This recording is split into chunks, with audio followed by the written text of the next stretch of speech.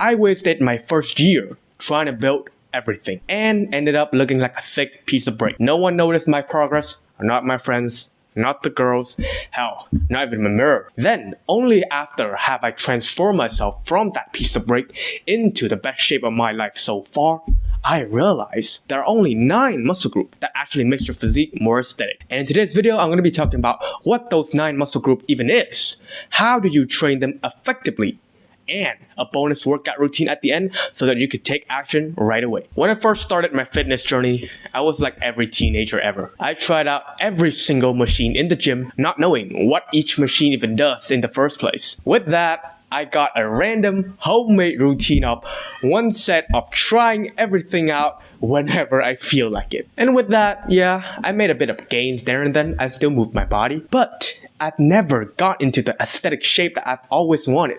The V-taper, the shape of the TikTok boy or like those Instagram fuckboy. So what should I actually do? If I got the mind I got right now and ship it back into the past, I would have known that there are 9 main aesthetic muscle groups that builds the shape of an aesthetic physique. Think of your body like an outfit. Most people spend all of their mental energy polishing every button, every stitches, but they ignore the color, the fit of the shape entirely, what the outfit even looks like in the first place before even wearing it. So you can imagine that training the wrong muscle groups for aesthetic is like ironing your sock while you need to wear a suit. So if you want to look good and not just be strong, these are the 9 main aesthetic muscle groups that actually matters. The first muscle group is the neck. Now let's be real here. The girls don't care about your squat PR, but they do notice if your neck is so thin that it disappears behind a toothpick. And if you look like you have those sleeper builds and you don't even lift when you wear baggy clothes, having a bit of thicker neck will give you that way more masculine look. Makes your face look more symmetry and your overall physique more aesthetic. A good example I could think of a physique that has a good neck is those anime characters like Togi, Baki, those popular physique of anime characters out there. While they do have incredible frames, it's their necks that makes their physique 100 times more masculine. And the second muscle group will be the upper traps. Your traps are connected to your neck.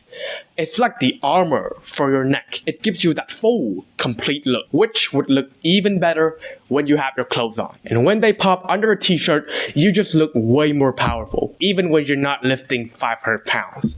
A good example I could think of it is Zac Efron from Baywatch. If you have watched that movie, his leanness, along with his shoulder and especially trap lines, made him look super aesthetic without being too big like a bodybuilder. The third muscle group is the lateral delts. This is the secret to look wider without having to lose that belly fat. Your shoulders are like the frame of a painting. The bigger, the wider they are, the more aesthetic your whole body looks. You can think of someone who has like a broad shoulder to slim waist compared to someone who's built like a fridge, or a brick in this case, me.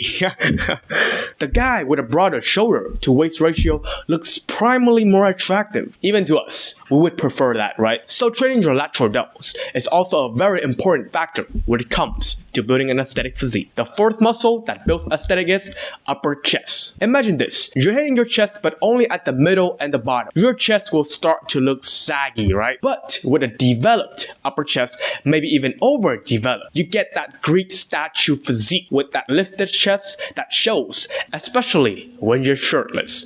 Hell, even when a shirt on, if you got that developed, maybe even overdeveloped upper chest, your shirt will cover over it when they see that peak of the upper chest of yours, and you would just look more masculine. And to prove my point right, look at Brad Pitt's physique in Fight Club. His chest wasn't massive, but it was super proportionate and carved upward, which make him one of the most attractive physique out there. The fifth muscle will be the lats. These are the wings that make your back look wide and your waist look tiny in comparison. This is the muscle group that builds the foundation of an aesthetic physique, which is the V-taper. And if you're confused on what the V-taper even is, or what the lats even do in the first place, just pull a shirt down flat. That's a rectangular, right?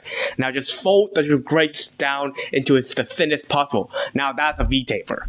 If you got that V-taper, which means you got the slimmest waist to shoulder ratio alongside with that V-line that your lats build yourself into like a wing, it will be a game changer, if I must say. And this one might be obvious, but number 6, abs. Getting a six-pack abs isn't just about getting lean. If they're thick, they will pop even at a higher body fat percentage that will make your waist look way more structured. And when your abs is huge and you get relatively lean, that is when that six-pack in an aesthetic physique that everyone loves starts to pop. The 7th muscle is the bicep. One of the most well-known muscle ever. Having big bicep is like the symbol of status for young men, especially teenagers. But for bicep, the size alone isn't enough. It's about the shape of the bicep that you built and the peak of it that actually gives is an attractive look. Imagine 2 dudes with the same size arm, one with leaner arm with that good bicep peak of a short bicep, compared to the dude who has so much body fat that cover up the arms that you can only see the blob of fat in his arm. Which would look more aesthetically pleasing to you? Of course the dude with a bicep peak, right? So having that good shape in the bicep would make your physique more aesthetically pleasing. And with the bicep, we can't forget about the 8th muscle, which is the tricep. If you want bigger arms, this part is 2/3 of your upper arms. For this part, this is the part that you actually starts to build up the beef in your arms. The bicep is relatively small compared to the tricep, so if you only train your bicep, your arm will look a little bit lacking and unsymmetry. Having big tricep would make your arm look way more proportionate and aesthetically pleasing. And last but not least is the forearms. This is such an underrated muscle group. Having big forearm makes you look especially strong even on that long sleeves shirt. And yes, if you're asking, girls do know this though. Just imagine this. A dude reaches his arm out, shakes the hands of yours, and then he notices that thick, girthy forearm of yours. His respect for you will instantly goes up, and maybe that girl in the club sees that sleeve of your shirt fully tighten around your forearms. That might be a game changer. So that is the 9 aesthetic muscle group if you want your physique to go into the right frame. Alright, now you have known where to actually prioritize in your training, but the question is, how did you actually train them correctly to get them into the right frame? Well, close your eyes a little bit. Imagine you're a player in a video game. You got 100 points to spend on different stats. Most beginners, they just spread out those points evenly, like luck, potion creating, random stuff they don't even know or don't even understand. But the pros, they know the meta stats. What's meta, if you may ask? Meta stands for most effective tactic available. So they know the best stats to conquer the game. They spend most of their points on those stats, like strength, agility, and that's how you should treat your training as well. Instead of wasting so much effort on the muscle group that doesn't improve visually, you double down on the ones that do. But it's not like I'm gonna tell you to skip leg day or don't train every single other muscle group.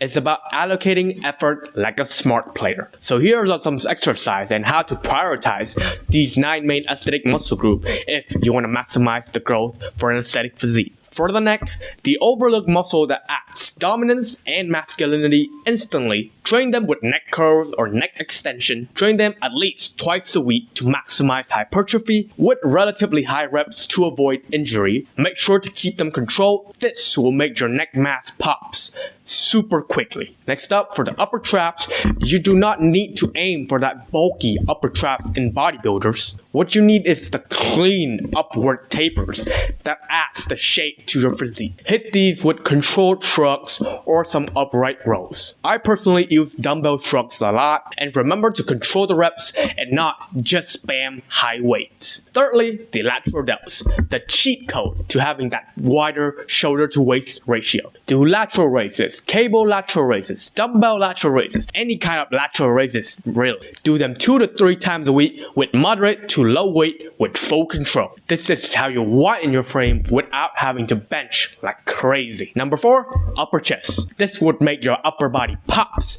even with clothes on. Incline dumbbell press, incline cable flies. Prioritize the incline angle over the flat and the decline angle. And for chest, you can go relatively heavy with the pressing movement, but remember to still go with the right form and control the weight. For the lats, or we like to call them the wings. Without lats, you look like a block. With them, you're a V, a victor, because you deserve to be one, my friend. Some classic back exercises like chin-ups, lat pull-downs, with a little bit of focus on the stretch and the mind-muscle connection.